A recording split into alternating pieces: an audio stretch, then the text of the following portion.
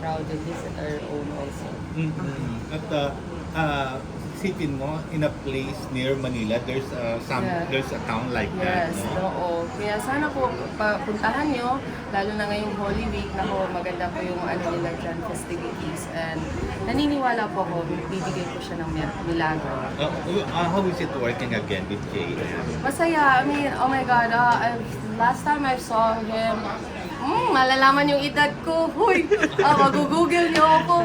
Basta, bagets pa kami, medyo Sa ABS pa ba yan? Oo. So, parang nakakapanibago kasi parang that time, I saw him in a different way and I saw him now and I'm so happy to see him in a good place right now and I'm so happy that I'm working with him again and sabay kaming lumalaki and I'm a fan.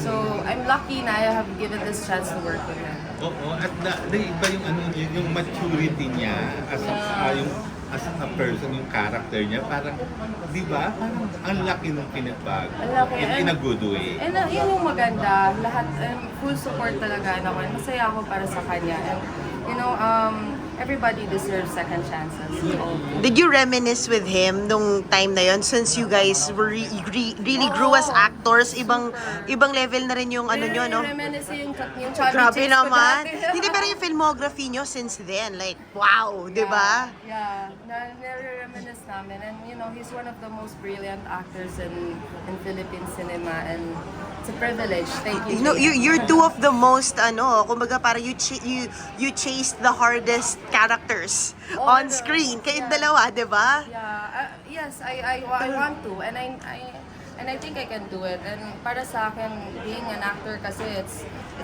a blessing kasi every day is something new. Every day is different. And ako rin, I wanna do those things.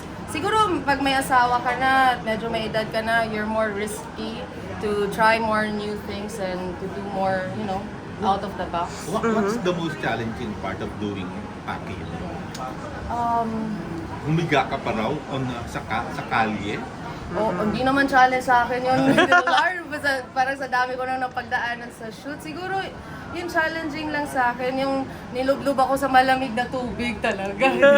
Doon akala ko na parang, ginoo ko. Parang hirap umacting na nanginginig. Yung kahit anong pigil ko, parang yun yung nahirapan ako. But all throughout, I really enjoyed the experience kasi mahilig ako sa mga antiques and mga culture things. So, I even brought my family there with Wow. me. They stayed with me. Oh, wow. So, they really, that's the whole thing. What did your daughter enjoy? Yeah, what did you enjoy most? Is it okay to Olivia? interview her? Pacquiao, what do you remember? I enjoyed Yes. everything. Did you see the old The church? church. Yeah. Did you enjoy that? Yeah, it was nice. Did, about- did you pray? Did you pray in the church? Oh. Sobrang honest. I love it. Edit. At least na yung architecture. Yung architecture. No, but honestly, ever since I know this is Imperial Manila, lahat na lang laging Manila, pero you've always championed the rural area, especially where you came from. Now it's Pakil. Nakakatuwa na talagang beyond the film. I mean, you brought your family. What did you want to impart sa daughter mo? In terms of our provinces. Ako, lahat ng pelikula ko, MJ, kasama ko family ko parati as much as possible. Like yung outside, dinala ko sila sa Camp Bacolod, kung kaya nila makasunod sa akin. Gusto ko lang makita ng family ko yung ginagawa ko. More than the play, also the place na kung saan kami nagsushoot. But gusto ko rin makita nila, ma-experience din nila yung anong nangyayari sa akin doon para alam nila. Anong sabi ni Norman when Olivia acted? He's very proud. Actually, he's here tonight. Sabi ko, huwag mo na akong interviewin na. Doon lang ako sa likod.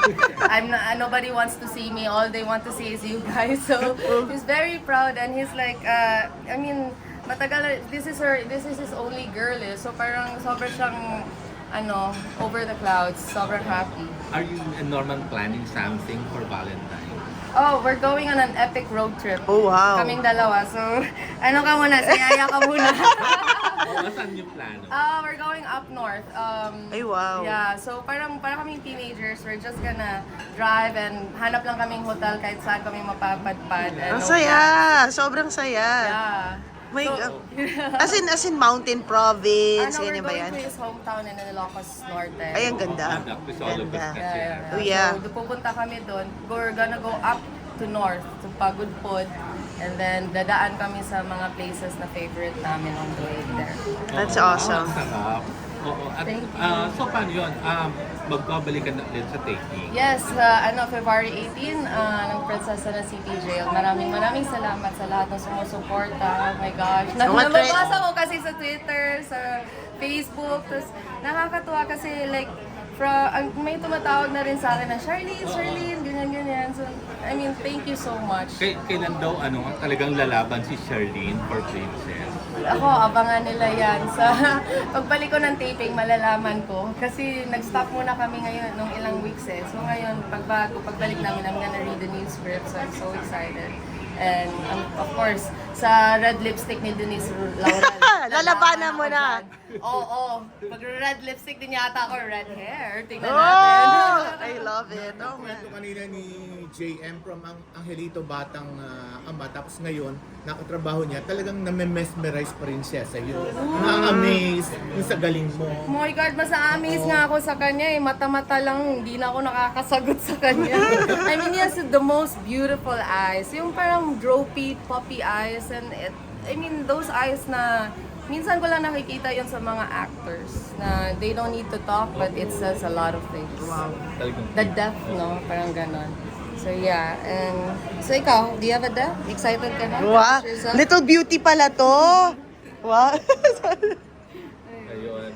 So, itong packing will be your Valentine's gift Yes, to yes. Jabal. Sana po, if you have time, it's a feel-good movie. Maybe it'll do something good to yourself when you watch it. It's coming out soon on February 12th, Bakil, with James De Guzman, Olivia, and Oh! And galing na to abroad. yeah, sa Venezuela. At naging best actress ka. Oo nga. Oo nga po, nakakatuwa. Thank you so much. How does it feel na nabalita mo na best actress ka doon sa festival sa Venezuela? Oh, I'm very ecstatic. Una kong iniisip, I wanna go. I wanna get my award, my trophy. But apparently, dami rin namin ginagawang promo for the last season of Walang Matigas na Pulis sa Matinig na Mises. I just wanna say thank you for the last day. Maraming salamat sa lahat ng sumusuporta on our season 3. Thank you so much. Hindi ako nakapunta kasi promo kami. Oh, ang happy mo nga doon sa parade. Sumasayaw ka. Oh my God! Kuya Lord, 12 hours ako nakatayo pero worth it. Alam mo nung una, gusto ko na umapo pero pag nakikita mo yung mga tao lumalabas sa bahay nila, first time mo makikita ng 80 na lumalabas tumakaway, Tolome! So parang nawawala din yung pagod mo ba na makita. Pero hala, grabe yung sakit ng balakang ko. Tsaka mataas yung ratings sa weekend, di ba? Ah, Mataas yung thank ratings sa you. weekend. Pero grabe. Massage ang katapat after. Massage saka napakaraming salompas. Hindi ako, ang sakit talaga. Pero worth it siya. It was like good experience and I'm happy to see everybody.